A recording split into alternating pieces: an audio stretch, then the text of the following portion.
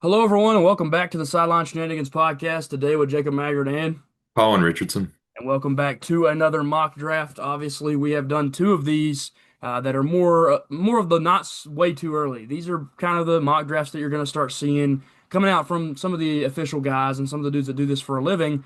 But me and Colin obviously have been doing it for a couple weeks now, just talking about way too early. Now we're in draft season, truthfully. This is where teams really start to think about what they're going to do because a lot of teams' seasons are over. Not too many teams left to play. So now we're getting into that time. We're seeing some things happen with college. We talked about how there was some potential changes. There has been a big one, and that is Dante Moore returning to Oregon to play another season for the Ducks. He's only 20 years old. Honestly, I don't know, what teams thought about him after the way he played in that last game. He didn't have his best game in the Indiana game, so I think that there's a real chance that he wasn't, going to be slotted as highly, and maybe a team like the Jets would pass up on him and let him slide. But anyways, he's not there, and there's no quarterback in my eyes that's going to go at number two unless Ty Simpson just has an incredible combine and runs well and does all the good passing drills and whatnot. So we should have some really different things here today because one of the top defensive guys is going to come off the board early. Obviously, guys, enjoy. Please like, subscribe, comment. Helps a ton with the channel. We've seen tons of success with our last two, and hopefully everybody that's seen those and enjoyed those will come back and tune into this one. So we'll go ahead and dive right into it here with number one pick. And that is going to be the Vegas Raiders. They've got that locked up, and they have a guy that is pretty much a guarantee at that position. That is quarterback Fernando Mendoza, Heisman Mendoza, I guess you could call him, playing one more game. He's got a national championship to appear in on Monday, so that's going to be a big one for him. A game that obviously means a lot to him because it's going to be played in his hometown. But on top of that, the showings that he's had in the playoffs, there's not a lot of guys that after they win the Heisman, they look even better. He's looked even better. He's looked like a better quarterback against good defenses in the playoffs. He's about to face one of the best defenses he's played, and we'll see how he plays against them as well. But man, he is such a draftable player at one. He's a good guy, which helps a ton when you're talking about a draftable guy. He's a very smart football IQ type of guy. So again, to me, very easily is going to be that number one overall pick and maybe can be the franchise changer for the Vegas Raiders, who are still actively looking for their head coach. But love the pick for the Raiders. Love the player in Mendoza. I think he's going to be very good in the NFL. Colin, the Jets at number two. There is no more Dante Moore. Where will they go? Yeah, I got him going with Arvell Reese here. Obviously, no Dante Moore anymore. They likely would have gone that way, even with the way he played in the last game, probably. But I guess we'll never know now. So I've got him going Arvell Reese here. Kind of reminds you of Micah Parsons. He can kind of rush off the edge and play a little bit of linebacker. So it'll be interesting to see how Aaron Glenn uses him, former defensive coordinator, so he's definitely got a good defensive mind. I think it'll be a good place for Arvell Reese to go, and hopefully they're able to develop him into a superstar. The Jets desperately need something to look forward to. Yeah, and again, they're pretty much open to take any position on the entire team. They are what I would argue is the worst roster in football. They just don't have anybody that really comes to mind other than like a Garrett Wilson and Breece Hall, even who is a star for them, is hitting free agency, and you don't think he's going to return to the Jets. So they've just got so many holes to patch. Arvell Reese is a guy that can maybe patch two at one time because he can play a little edge rusher for you, get after the quarterback, but he can also drop back and play linebacker. And heck, there's even some consideration to put him at middle linebacker. He can do that too. He's a very, very good athlete. He is a guy that has a ton of upside, and that makes a ton of sense for a team like the Jets. They're nowhere near competing. They need to take those shots and try to draft big time names, guys that can come in and be difference makers immediately for this team. Arvell Reese obviously has that chance to be the guy. I think there's an argument to be made that he might be the best player in the class. Just defensively, he's up there with Downs and a few of these other edge rushers. But love Arvell Reese. Think he's definitely a good fit for the Jets who need him at any of those positions he can play. Moving on to number three here with the Cardinals.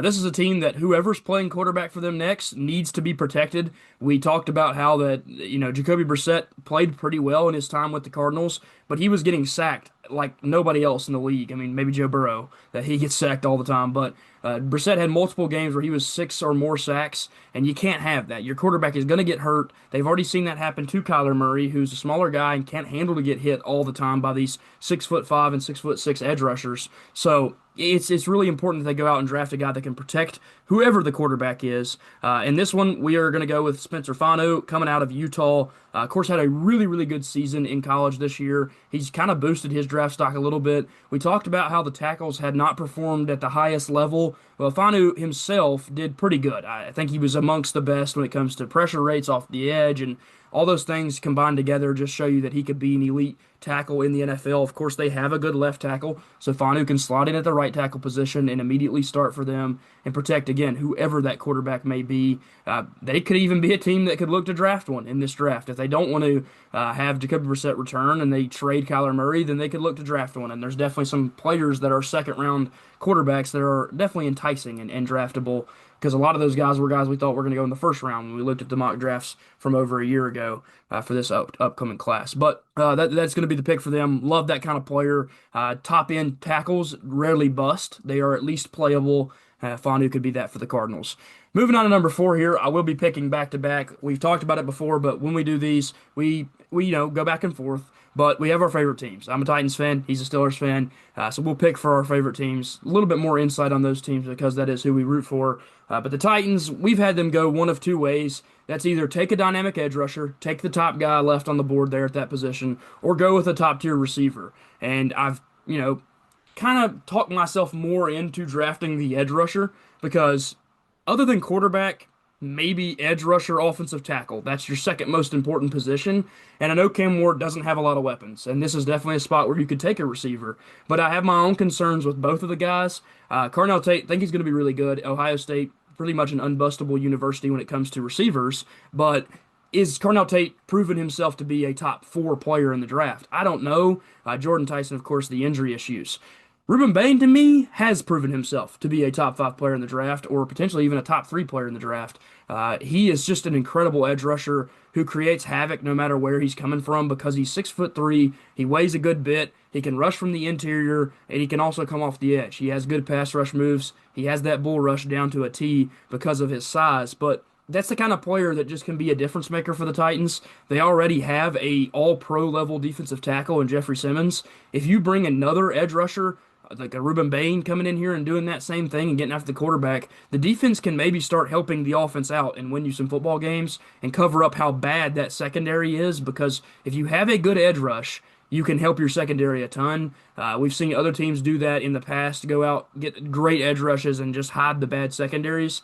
Hopefully that's what the Titans will do here, is go with that receiver or go with who I think they should take in Ruben Bain Jr., the star edge rusher out of Miami. Colin, I'm leaving you to pick here at number 5 with the Giants. Where you got them going?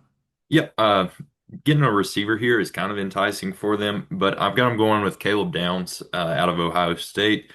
It kind of fits the John Harbaugh taking the best player on the board type of thing there, and it also kind of reminds you of Kyle Hamilton, which he had back in Baltimore. So Caleb Downs, a very versatile receiver or safety rather. He can kind of play all over the field, and probably the best player in the draft in my opinion, like I've said before. But because he's a safety, he's not going to go number 1 overall.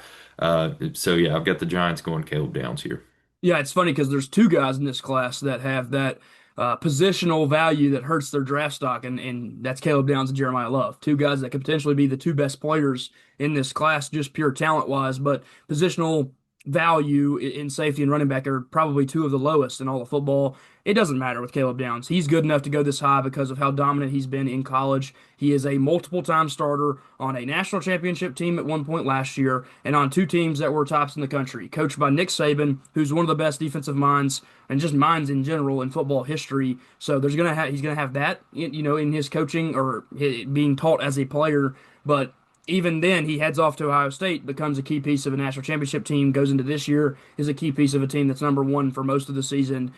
It's just a really talented player. You can watch him play. He is more of a box safety than he is that drop back coverage safety, but he can do that. I don't think that that's something he can't do. Caleb Downs up in the box, though, is incredible. He tackles like a linebacker. He's big. He's a larger safety, so he can play that role there pretty well, but he also does well at breaking up passes and reading the ball through the air. He's very good at making plays on the ball. So Love Caleb Downs, makes a ton of sense to the Giants. He's just a phenomenal player.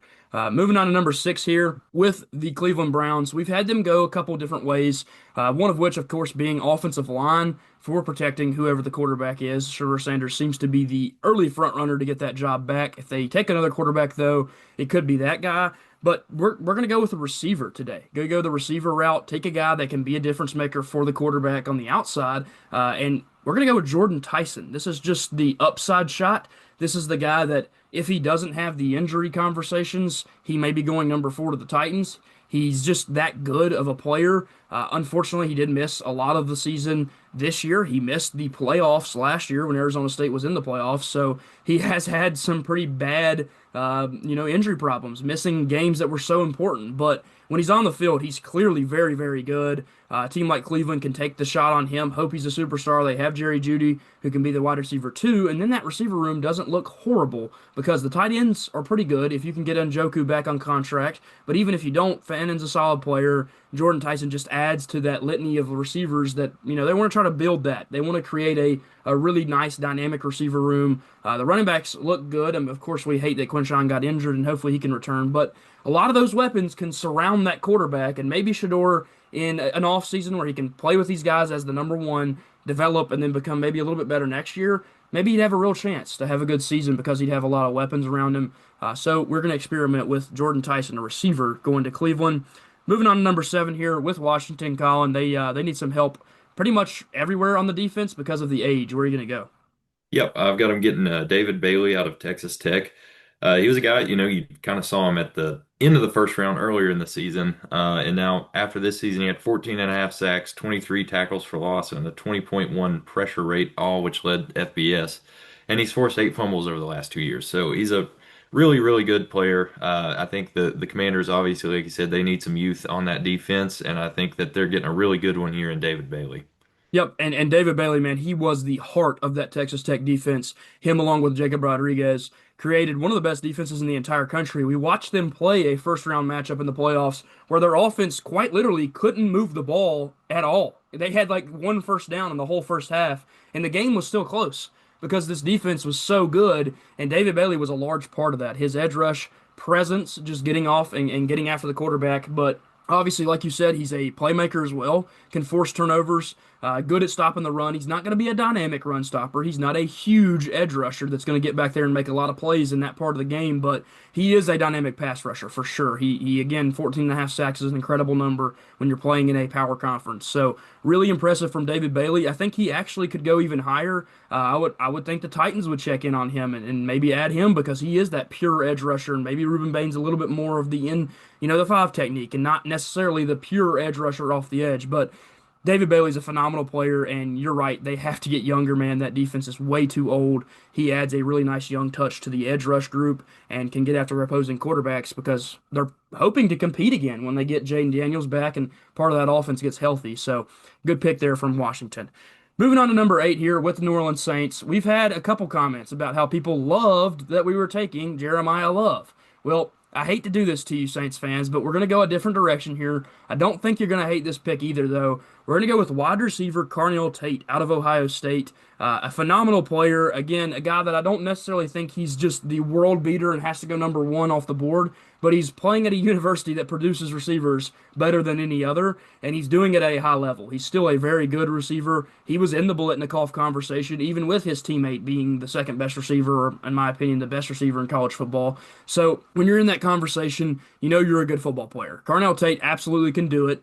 He is going to be able to play on the outside. He's got some size to him. He can run deep routes, and get open down the field. But you just have to love, again, the consistency that he's shown in his college career over the last two seasons. When it comes to the Saints, they have one guy that they can target, and that is Chris Olave. The rest of that receiver room is pretty weak. They did trade away Rashid Shaheed, and that was a big piece of their downfield target. So now Carnell Tate can slot in as the downfield target. But he can do a lot more than just that, too. Again, a bigger body receiver that can make plays out in open field.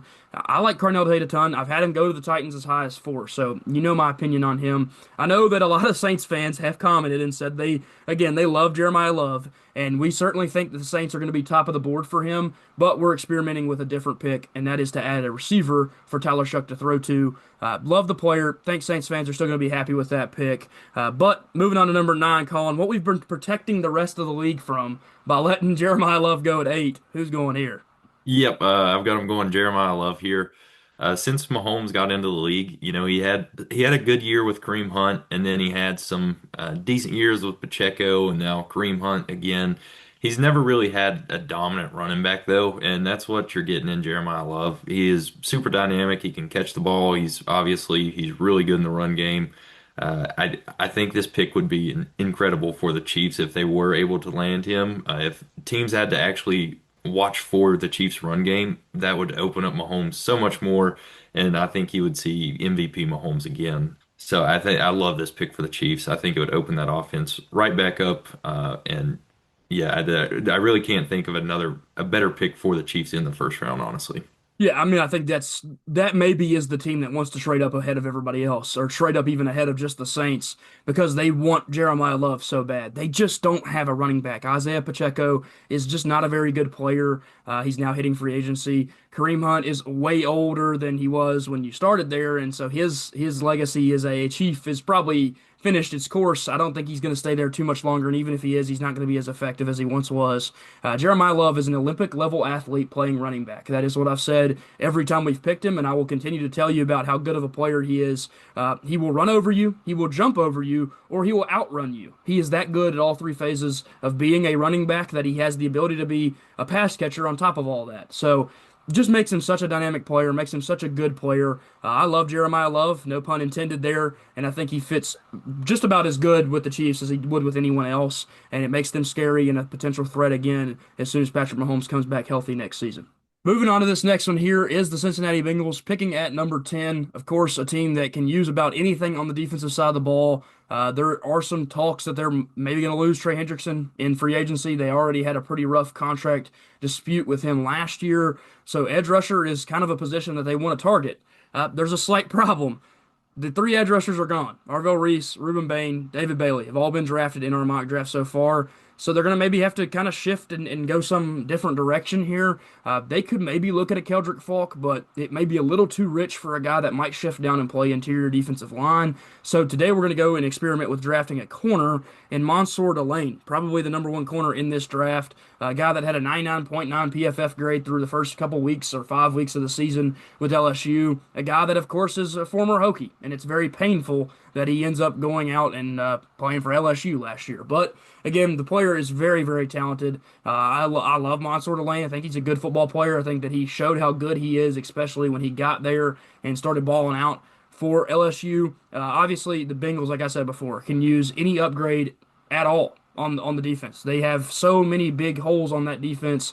Mansour Delane can fit and play corner and be the fix on the outside for them. Moving on to our next pick here, going to be number 11 with the Miami Dolphins, a team that could have some quarterback controversy, but not going to be one left for them to take there. Colin, where are you going? Yep, I've got one with Jermod McCoy out of Tennessee.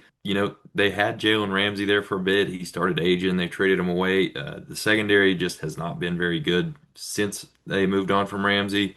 You have Minka at safety, who's not a bad option, but the cornerback they kind of are weak at that position, and I think Jermod McCoy is obviously the second best corner in the draft. So I've got him going with him out of Tennessee. I think that he can kind of shore up the secondary a little bit for him, and he's a huge playmaker as well. Yeah, absolutely. I agree with you. Again, this is a guy that if he hadn't got hurt, he could maybe be the number 1 corner off the board in this draft.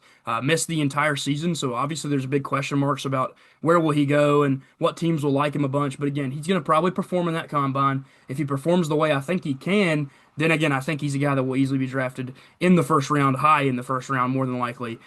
Love the fit there as well. Like you said, they need secondary help. It just makes a ton of sense for the Dolphins to go out and draft Jermod McCoy.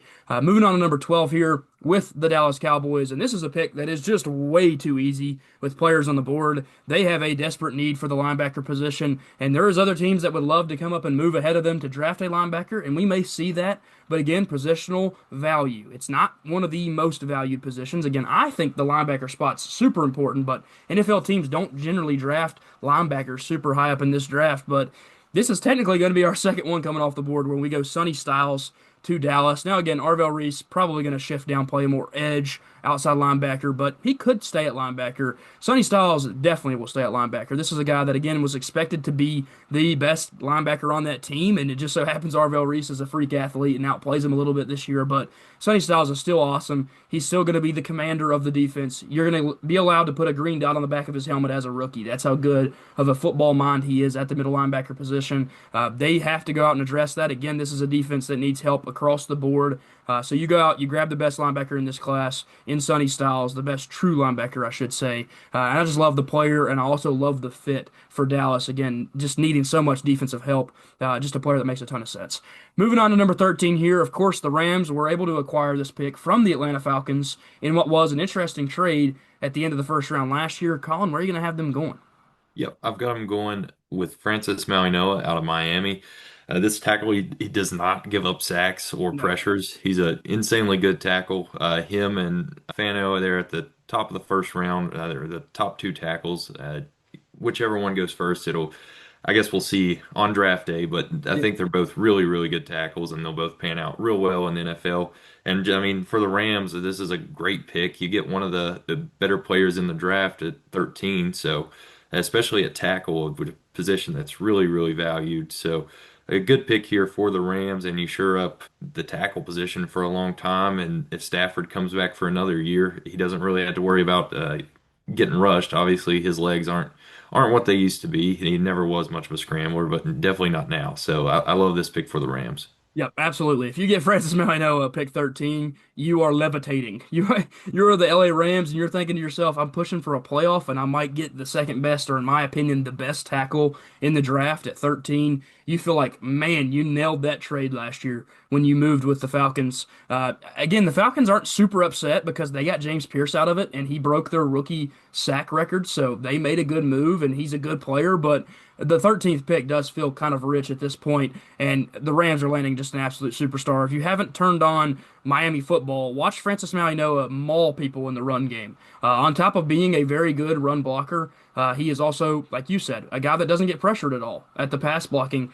He's one of those guys that has that low pass block percentage. Again, he's going to play right tackle in the NFL, so it is a little less valuable than left tackle, but it doesn't matter. He's super talented. They already have a decent left tackle in Alaric Jackson, so bring in Francis Mauigoa, let him be your guy at right tackle, and even if he doesn't factor in at the tackle position for some reason, he is a dominant run blocker. Like I said before, move him down to guard, let him dominate there. It is just a very bust-proof type of player because of the size and the athleticism of the player. Makes way too much sense for the Rams, a team that needs to protect Stafford as he finishes up his Hall of Fame career. Moving on here to number 14 with the Baltimore Ravens, another team that just has an easy fit on the board, and that is Peter Woods to come in and play that interior defensive line position for them. They have already lost a star defensive lineman in Matabuke to injury who probably might never play the sport again. Very unfortunate. He did have some pretty serious injuries. And then after that, they're relying on a bunch of guys that are either expiring contracts or older players in their late 30s. That is not what you want on the interior defensive line unless you're Cam Hayward with the Steelers. No one else is really doing that at that age. So it's really, really hard to find a good defensive lineman. Peter Woods is a guy that could have been a top five pick in this draft if he had had a great college season. His season wasn't as good as he wanted it to be, but I still think he's good enough and talented enough to go inside the top 15. And the Ravens are a really, really good fit for a strong interior defensive line prospect like Peter Woods. Again, love the player, and I think the fit makes a lot of sense. Who knows who the quarter or the head coach will be for this team? But he's going to get a good start drafting Peter Woods, who seems like he could be a great player on the interior. Colin, moving on to number 15 here with the Buccaneers. Linebacker was what they wanted, but Sonny Styles is no longer there. Where are you going to have them shifting? Yeah, with Sonny Styles off the board, I got him going with Keldrick Falk out of Auburn. Once again, just a really good player. He gets a lot of pressure. Yeah. It's something that Tampa Bay really needs. Obviously, you want Sonny Styles here, but I think Falk could be a really good player for him and kind of once again sure up the edge rush there for a long time there for the Buccaneers. Yeah, and again, imagine him, the mass that he has as a human being, being 6'6" and 290 pounds, next to Vita Vea, who is a 300 and some pound interior defensive lineman. That is an unbelievable pass rush. Those two guys, Vea, one of the better interior defensive linemen when it comes to pass rush, and then Keldrick Folk, going to be again a ginormous human being coming off the edge. They're just going to have a lot of mass in that front line. It's not going to be easy to run the football against this team when they draft this guy and put him next to a superstar like Vea. So I love Keldrick Folk. I think he's a good fit there. Again, they want a linebacker. It's pretty apparent that they need a guy to come after Levante, and it would be nice to get someone in the room to learn from him before he does take that retirement and go into his life after football. But Keldrick Folk, again, it's a good player, so you're not upset that you got him here. I do think he projects to be a huge edge rusher, so he could move down and play some interior defensive line as well. Positional versatility does make him a little bit more draftable. So, again, Keldrick Folk, good football player, and the Buccaneers end up with a guy that they maybe not as happy about if they got Sonny Styles, but still going to be top of the board for them, and I believe at 15. Moving on here to number 16. It's the Jets, and the Jets aren't taking their quarterback at number 2 anymore because there's not one there worth taking. And we've kind of talked about how their class after those two guys is really up in the air. And there's only one other quarterback that probably ends up being a first round pick. And maybe there's some other names that you're looking at on that list and saying they could end up being in there at some point. And Trinidad Chambliss really boosted his draft stock with an awesome playoff performance, but he's trying to go back to college. Nussmeier really killed his draft stock with how bad he was this year. He was projected to be a top 5 pick. So you just look at the class and you say, man, there's not a lot left. If you're the Jets, you got to have a quarterback next year, and you have this pick right here because you moved off of a player that you weren't going to have back on your roster soon, anyways.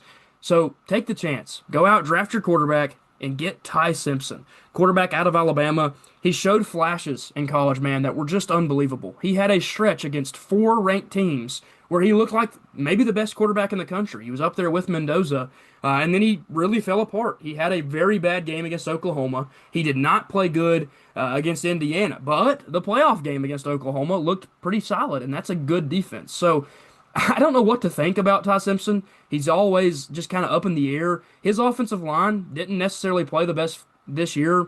His receivers behind, an outside guy like Jeremy Bernard, they struggled at times, and his run game was abysmal. It was one of the worst in all of college football. So all those things didn't help Ty Simpson be a better football player than he started out. So I don't know again what to think about him, but I do know that quarterback is super valuable, and NFL teams will take guys higher than they're supposed to go at that position. So a team as desperate as the Jets go out and grab what they hope is their franchise quarterback in Ty Simpson. We will see how he plays when he goes and does the combine and all those things. Maybe boost his draft stock even more. Maybe he is drafted higher than this. But at 16, it does feel like the Jets are taking less of a risk and trying to find the future at quarterback for a team that has just desperately needed one for years. Moving on to 17 here with the Detroit Lions, a team that has their quarterback. He's an older guy, so they're not worried about that. Colin, where are you going to end up going here? Yep, I've got him going with Caleb Lumu out of Utah. He's a guy did not allow a sack all year. You've got an aging Taylor Decker there for the Lions, and he's been dealing with injury as well. He's going to be 32 once the season starts, so he's getting up there in age, and they're going to need somebody to replace him eventually. And I think Caleb Lumu would be a perfect fit there.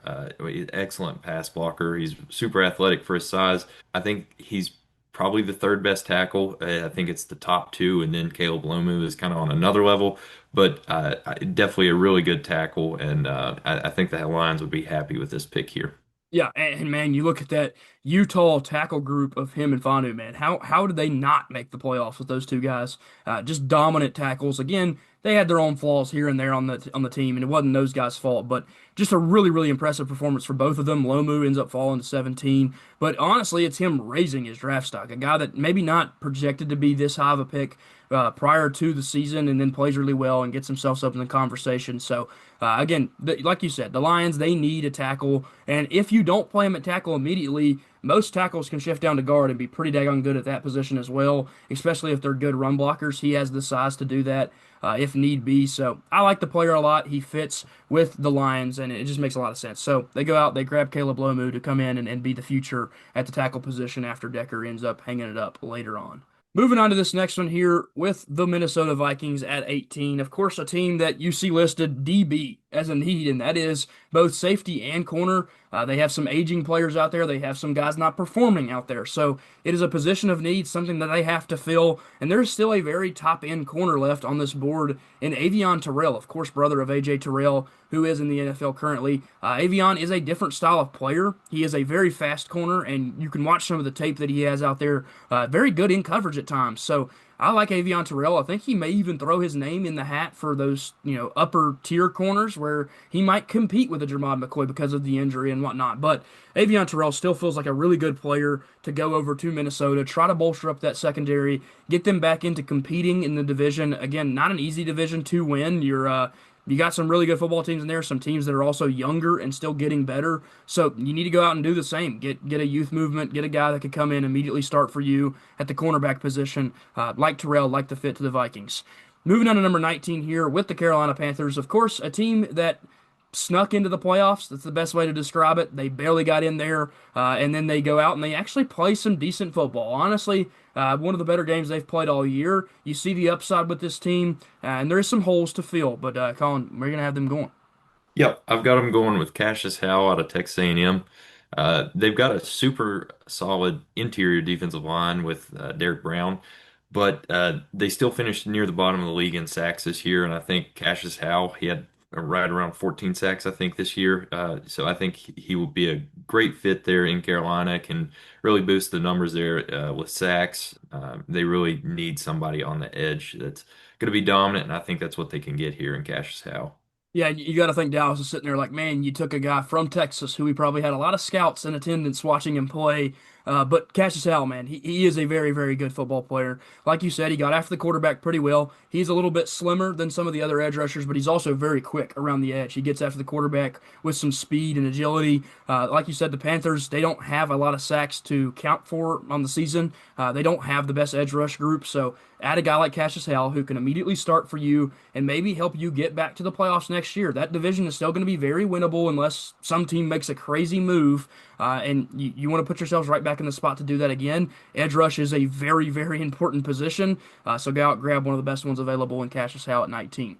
Moving on to number 20 here with the Dallas Cowboys. We've already went with a linebacker, a guy to be the front end guy, to be the captain of the defense potentially in a few years, or maybe immediately with how Sonny Styles has played in college. But they also need help in the secondary. They had a cap casualty, and they have got some issues. Trevon Diggs is no longer there. He obviously had a pretty good start to his career, but it really kind of flamed out and was not very good towards the end. And they've just had bad secondary issues, coverage problems for a long time. The corners that they would like are all gone, but there's still a very good one, in my opinion, and Colton Hood, who had an awesome season at Tennessee this year after he transferred in. Again, he had to kind of step up and be the guy. Tennessee was without Jermod McCoy and Ricky Gibson for most of the season. That was supposed to be their number one and number two corners. So you were really concerned about that secondary. And then Colton Hood said, don't worry about it. I'm here. I can be the guy. I can step in and shut down the other team's number one receiver. He did that a lot last year for them. Again, a very, very good player who that one season maybe hurts his draft stock a little bit because teams want to have 2 to 3 seasons of tape on you where you're dominant. He hasn't done that his whole career, but again, still love the player, still think he's a good fit to a team who really needs to go out and draft secondary help. And the corners, like I said before, they're flying off the board. We've had 4 now get drafted, so you need to go out there, you need to get them, and Colton Hood is still a good player and is a good fit for the Dallas Cowboys. Moving on to 21 here, Colin, this is your favorite team, it's the Steelers. I'll let you talk about them. Yep. I think this is again a no-brainer. Mekhi Lemon, you have to do it. If he falls here, you would be so happy. I think you're even happy if you get Casey Concepcion. But if you can get Mekhi Lemon here, you are super happy. Great route runner. He has excellent hands, and boy, do they need somebody to complement DK Metcalf. The offense is even with DK in that last playoff game was just abysmal. You could see issues all over with nobody was getting open. Adam Thielen, obviously not not an ideal number 2 receiver there. So I think Mekhi Lemon is the no-brainer here. You still need to fill in somebody there at quarterback, but I think you can do that through free agency or possibly later in the draft, or you have Mason Rudolph, Will Howard if you have to. So I think Mekhi Lemon here is the no-brainer for the Steelers. They would be super happy with this pick. Yep, absolutely. I agree with you. I think he's a phenomenal player. We've actually had him drop in our mocks quite a few times, or at least two times we've had him drop down here to the Steelers. And it's obviously a dream for a Steelers fan to end up with a Blitnikoff winner coming out of college and being their guy next year beside DK. But I still think he's just an awesome player. This is no disrespect to Mekhi Lemon. He could go way higher than this. We've just kind of had the boards fall in a way that a receiver just wasn't necessarily the right pick for some of the teams. And I think there's teams even inside the top 10 that would consider Mekhi Lemon. I think he's that good. So if you're getting him at 21, it does feel like a steal of the draft. And maybe we'll have him experimented up there with the top of the board next time. But in this case, he's fallen again, and man, he is such a good player and such a good fit for a team that desperately needs a receiver. And like you said, they'd be happy with a Casey Concepcion, and they end up with a guy who, again, had some has some hardware already on his shelves in the Blitnikoff Award. Moving on to our next team here with the Los Angeles Chargers. Of course, this team kind of had an ugly exit to the playoffs. Was not their best performance, and it's clear that that offensive line desperately needs some help. Now, again, they're going to get back two really good offensive tackles. So if you're a Chargers fan, don't worry about that outside position. It's going to be shored back up. They still need help there. The offensive line across the board is not good. And you see center and guard listed as a need. We're going to take the best available guard on the board in Vega Ione out of Penn State. Of course, a lot of guards end up shifting down to center anyways in the NFL, so if they wanted to try him there and see if he can do that, they could test that. But Vega Ione just fits for this team, man. He makes a lot of sense to a team who needs offensive line help. They need guard help or center help. Again, like I said before, he was very good at Penn State. He can do that, shift down, play center if necessary, and he just makes a perfect fit, makes a perfect match with the Los Angeles Chargers. There's a lot of teams that need guards that are going to be pretty unhappy with him being off the board. I think the Chargers will be very happy about landing him at number 22 here and just shoring up that offensive line to try to protect Justin Herbert more going into next season. Moving on to number 23 here with the Philadelphia Eagles, who've also had their own exit to the playoffs. Colin, where do you have them going? Yeah, I've got him going with Kenyon Sadiq out of Oregon. He's by far the best tight end in this draft and Yep. probably the only tight end in the first round. And the Eagles have Dallas Goedert leaving. He was a huge target this year for Yep. Jalen Hurts. He had a really good year. He had a ton of touchdowns, especially early on in the year. I think Kenyon Sadiq is probably a better tight end right now than Dallas Goedert, possibly. He's definitely a lot younger and more athletic for sure. So, and he's a really good run blocker. I think this pick would be great for the Eagles. Get a young tight end that's kind of start a new era for the Eagles there. You move on from Goddard and you replace him with somebody that's right up there with him. So I think this pick it'd be great for the Eagles. From one bird team to another, going from the Ducks to the Eagles. Kenyon Sadiq, of course, a phenomenal player and was a large part of that successful offense at Oregon. You see his quarterback heading back to school. He won't have one of his favorite targets, unfortunately, because Sadiq is so good. Like you said, the best tight end prospect in this draft, and he is a very willing blocker. You know how much the Eagles want to run the football too. They are primarily a run the football type of team. Kenyon Sadiq fits the mold of doing that, maybe even better than Dallas Goedert did. So, love the upgrade on that part of the game. He might not be as good of a pass catcher because Goddard has the experience in the NFL and has done it for a long time. But like you said, he's got fresh legs. He's coming into the league at a pretty young age, and he's going to be able to do it for a long time. They have to kind of save a little bit of cap and don't want to go hand out a huge contract to a good tight end in Goddard. So they draft one and fill that need with Kenyon Sadiq at 23. Moving on to number 24 here with the Cleveland Browns.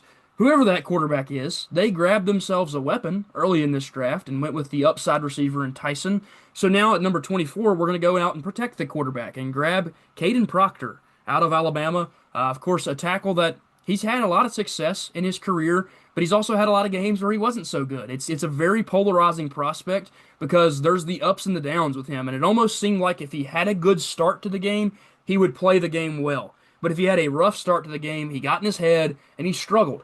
There is no doubt in my mind that this is one of the most athletic players in this draft, not just from the tackle position, but as a whole. He had multiple times this year where they threw the ball out to him and let him run a play with the ball in his hands. Just to show you how athletic Caden Proctor is, at 6'7", 200 or 300, I should say, 370 pounds, moving like that is just unbelievable. So the raw athleticism and the raw potential of a tackle like that it makes it very enticing to draft in the first round. And again, I think the Browns are a team that they go out and they take that risk. They've now taken two high upside players that can maybe turn into superstars in the future. Caden Proctor, a very good fit to the Cleveland Browns at 24. Moving on to number 25 here with the Chicago Bears. Of course, they're still rolling in the playoffs. They've still got something to look forward to, but let's give the fans something else to look forward to, Colin. What do you have them drafting here? Yeah, I've got him going with Caden McDonald out of Ohio State. He's going to really shore up that run defense that was the 10th worst in the NFL this year. They've got a really good secondary already. They force a lot of turnovers, and Yeah. once they shore up that run game, that defense is going to be really scary. And I think he's a day one starter for them. On the defensive line, all of their defensive tackles finished with a 60 or worse PFF grade, and in college with a 86.5 PFF grade. So upgrade there. Obviously, he's facing college offensive linemen and not NFL offensive linemen, but I still think he's a better player than what they've got currently at defensive line. So I love this pick for the Bears. Like I said, day one starter for him likely, and I think it fills a huge need for him. Yep, yep. McDonald again is just had so much success in college. He's kind of one of those guys that boosted his own draft stock towards the end of the season with a lot of the success he had at Ohio State. And I would think our first mock draft we released, somebody said, "Where's Caden McDonald? You got to have him in the first round." So we started diving into it, and man, he's moved up this PFF board a ton. So we did throw him in the first round, and we got him going at 25 to Chicago. Again, a team that needs to shore up the defensive line, like you said before. Moving on to number 26 here with the Buffalo Bills, a team that they need receiver, man. It's easy for us to make this pick every single time. If he's on the board, he makes way too much sense. It's Denzel Boston, the wideout from Washington. Again, a big target on the outside. They've already tried that once, and they failed when they went out and got Keon Coleman, but Denzel Boston, he can be the replacement on the outside for a guy like Keon Coleman, and maybe you can give him a chance to develop behind other guys, or I don't know what the plan would be, but you have Shakir in the slot, and I just don't think that that's a position of need. Although there's a really good slot receiver on the board, I just can't see him going to Buffalo with the position being filled by Shakir, who is their leading receiver, other than the tight ends, of course. But Boston can be that elite weapon on the outside, can be one of Josh Allen's favorite targets moving forward. You get him on a pretty cheap contract because he's a back end of the first round pick, and you hope that he's really, really good and becomes a wide receiver one for your football team. If he isn't a wide receiver one, you hope he's at least a complement to Shakir as a wide receiver two. So it only helps the Buffalo offense, and they do need to get some pass catchers on this football team that are not those tight ends. Moving on to our next team here in the San Francisco 49ers, of course, had a pretty good showing in their first playoff game, but they have more to come. But we can give them a little bit more excitement with the potential pick here, Colin. Where are you going? Yeah, I've got him going with Casey Concepcion out of Texas A&M. You know, with Brandon Ayuk's future up in the air at this point, they definitely need a receiver, and I think Casey Concepcion can kind of fit that Debo Samuel role a little bit. Maybe not play running back, obviously, Yeah, but yeah. kind of what he was doing as a receiver. And I think the 49ers have kind of been missing that since Debo left. Obviously, like I said, with Ayuk, you really don't know with him right now. So I love this pick for the 49ers. I think that they would be really happy if they could get Concepcion at 27, and that's what I'm going with here. Yeah, and again, they're going to lose Jennings potentially to free agency because he's going to probably make a little bit of money here, and I don't know if they're going to shell that out to another receiver. Ayuk did not work out, of course, and I don't think he's going to be a Niner in the future. And then Ricky Pearsall is an outside option. He is that, top end, can be an outside receiver. So I expect that Pearsall is going to be the option on the outside. You now need an inside guy. That could be Casey Concepcion. So I think it's a pretty good pick for them. Again, he can play the slot. I think he's actually one of my favorite receivers. Just again, slot is not as versatile of a position. He's going to play there a lot more because of his size. He's a smaller player, but still makes a ton of sense to the Niners. They add another weapon for Purdy to throw the ball out too.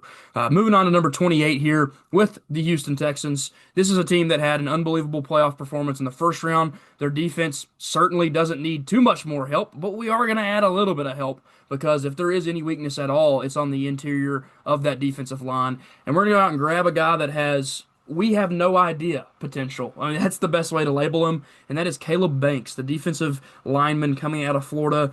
He literally can be drafted as high as a top 15 pick because he has a ton of upside. It's just the severity of his injury is really bad, and you don't know when he's going to be able to play. You don't know how good he's going to be when he steps on the field. He could test off the walls if he's able to test. I don't even know if he'll be able to make it to the combine and test due to severity of injury. So he is really an unknown player. He is a guy that PFF absolutely loves. They have him graded out as a top 16 player in this entire draft. But again, we have no idea. We don't know how teams are going to feel about him because of the injuries. When he was on the field for Florida, he was a very good football player. And Houston, I mean, if they get any better on this defense, we might have problems. They might be the best defense in football by a long shot. The defense is already terrifying.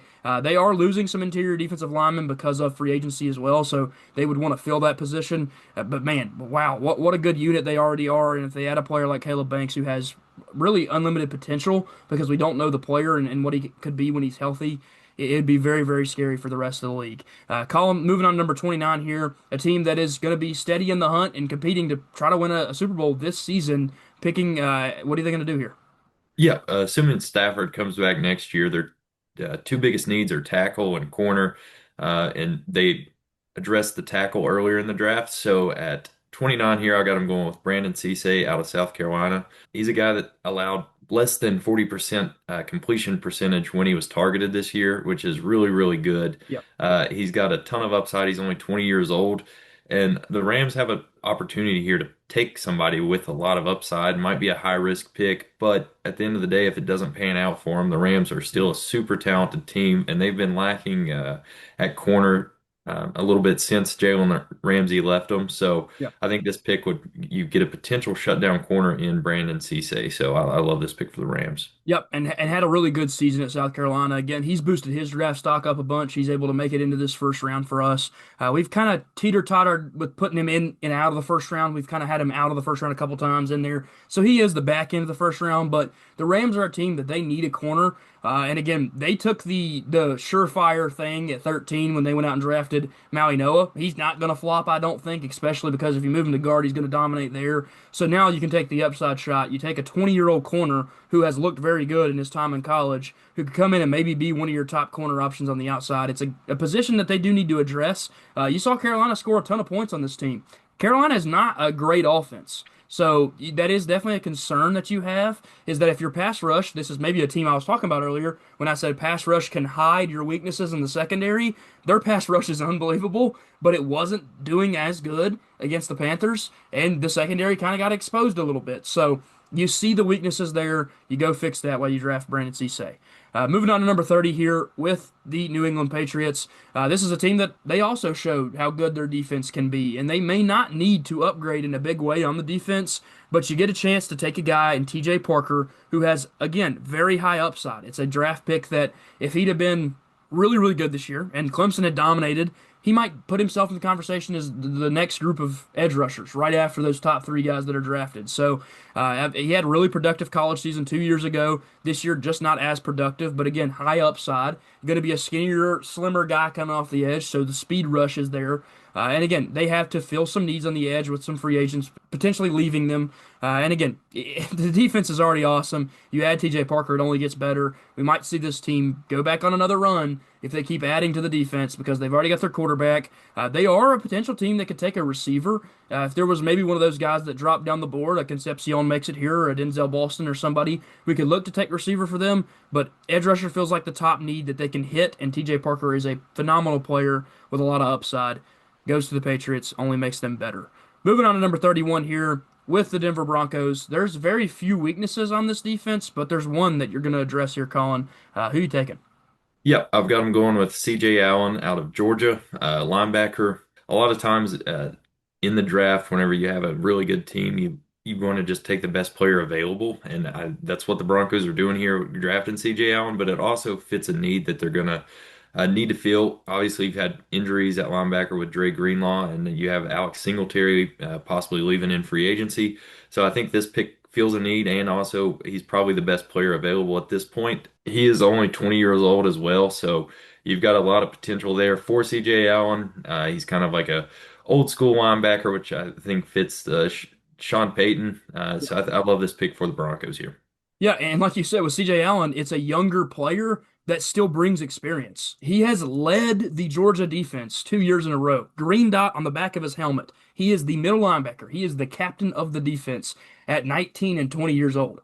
If that's not impressive, I don't know what is. So when you're able to rely on a guy like that at that age, he can only improve. He's going to go to the NFL and be a young developmental piece that they can mold into the type of linebacker that they want. And like you said, they have the issues there. They have one leaving free agency. They have one that has suffered tons of injuries in his career. But maybe he could be a good teacher for C.J. Allen because he's played in big moments in Dre Greenlaw. So I love C.J. Allen to the Broncos. It feels like a match made in heaven. It's one of those perfect fits that just really, really feels really good. If you're a Broncos fan, I think you also love this pick. I think we'll have to have Hoppy back on at some point and let him rave about making this pick as well. Because again, C.J. Allen is just a perfect fit that fills a need for the Denver Broncos. Moving on to our final pick here, number 32 with the Seattle Seahawks. I'm going to take a player here that fills potentially a positional need, but also I just love him. And so I'm going to have him sneak into the back end of this first round. He's still on the board, so it's not like I'm taking someone out of nowhere. And that is cornerback and Keith Abney II out of Arizona State. A corner that he plays like he is a super big corner. Now, he's only 6 foot tall. He only weighs around 190 to 200 pounds. But he plays like he's 6'3" because of how long his arms are. He's a dominant lockdown corner on the outside at Arizona State, and now he's going to come into the NFL and potentially be that in the league. They have two top end corners that are going to potentially leave them this year. I mean, Tariq Woolen, you're going to have to figure out what you're going to do with him, and then you have Devon Witherspoon. You got to pay one of them because you're not going to pay up in top tier cornerback money to two separate corners. It's just impossible to manage that. So when you got to fill the need of a dominant corner heading out, and you know how Seattle's defense has led them all year. It's probably the most important part of their team. It just makes perfect sense to go out and grab a corner like a Keith Abney.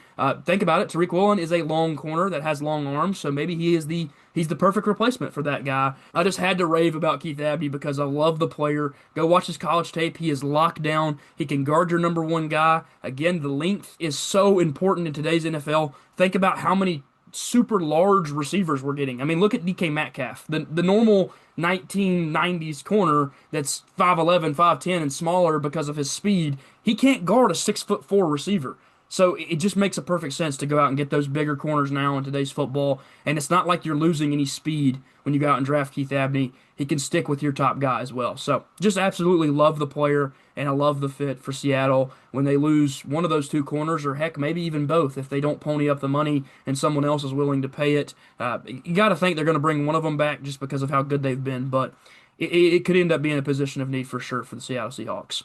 Colin, we're now here at the end of this draft, 1 through 32. The picks have been made. You're looking over this draft. If you got anybody you want to point out as maybe a pick that you just absolutely love or you love the fit, who would that be? Yeah, so first off, I want to say it's going to be an obvious pick, but I love Mendoza to the Raiders. It Yeah. fits an obvious need, and the better the competition has got this year, as he's Yep. gotten into the playoffs, the better he's played. He's been incredible in the playoffs. I look forward to watching him in the national championship, but so far he has looked so good, and I think the Raiders got real lucky that he's going to fall into their laps. I think he'll be a great player in the NFL for a really long time, and he's a great guy. So that's a home run pick for the Raiders. Yeah. No way they can mess that one up. So I love that. And then also I love Caleb Downs to the Giants. I think the Giants have a ton of potential next year, especially that young offense. And then you add Caleb Downs to the already pretty good defense. And I love the fit with John Harbaugh. Like I said earlier, the way that he kind of used Kyle Hamilton. I don't think you'll see him use Caleb Downs as much as like a linebacker because Kyle Hamilton's 6'4". He's a really big guy, but Caleb Downs has a ton of versatility, and I think you'll kind of see that with John Harbaugh. I love the fit there. So those are two picks that I really really like. Yeah, and again, like you said, it's obvious with Mendoza that he's that talented, so obviously he's going to go number one. But you're right. There's years where when you take that number one quarterback, you don't feel so good about it. I think that Mendoza has pretty much shored up the fact that he's going to be the number one guy, and he looks like it when he's playing football. The competition gets better, he gets better. You always want your quarterback to play up to competition, especially when your team isn't very good, because all the competition is better than you. So you're going to play up to it all the time. It's just a great pick, and that he isn't a locker room issue. Like you said, we've had that happen in the past where the top quarterback is really talented, but he has off the field problems. Mendoza has not had that so far in college. So, again, a very good pick for them. If you move down the board a little bit there, I still kind of fallen back in love with Ruben Bain to the Titans. Originally, we had that happening already when we did our mocks, and we were the number one team on the board. So if he's there at 4, I still feel really good about it. I think it's a good pick for the Titans. They need an edge rusher very, very bad. And even if he doesn't play full-time edge rusher and he just kind of splits there and moving inside a little bit, I think he's just a dominant player. So when you get him on the field, he's going to be a good football player. You move down the board a little bit more. David Bailey, a super talented edge rusher that is now going over to the Commanders. And the Commanders, they desperately need a young edge rusher that can cause pressure. Like you said earlier, they don't get a lot of pressure. He could be that top end guy that gets after the quarterbacks at a very high level.